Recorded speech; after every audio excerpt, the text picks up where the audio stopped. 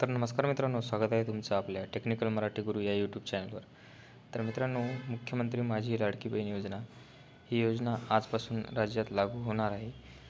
परंतु अद्यापपर्यंत कुठलीही ऑफिशियल वेबसाईट ही चालू झालेली नाही, तरी लवकरच चालू होईल. तर तत्पूर्वी तुम्हाला म्हणजे ज्या महिला या योजनेसाठी एलिजिबल आहेत त्यांनी ही कागदपत्रे तयार ठेवायची आहे. तर मी संपूर्ण डॉक्युमेंटची लिस्ट तुम्हाला इथे सांगणार आहोत.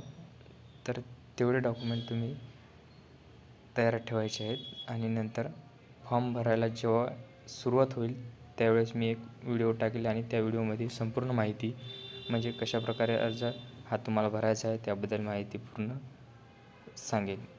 तर मित्रांनो, नवीन असाल चॅनलवर तर चॅनल सबस्क्राईब करून ठेवा, जेणेकरून नवीन व्हिडिओ आलेला तुम्हाला नोटिफिकेशन मिळेल. तर मित्रांनो, हे बघा, हे आहेत ते डॉक्युमेंट. तर यामध्ये काय आहे बघू आपण.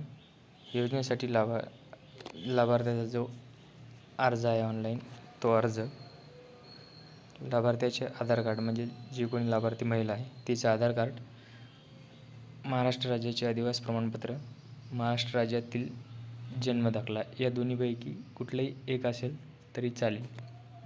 नंतर सक्षम प्राधिकारी यांनी दिलेले कुटुंब प्रमुखांचा उत्पन्नाचा दाखला म्हणजे घरातील कुटुंब प्रमुखाचा उत्पन्नाचा दाखला आणि त्याची अट आहे मित्रांनो, 2.5 लाखांपर्यंत उत्पन्न चालते, त्याच्यावर चालत नाही.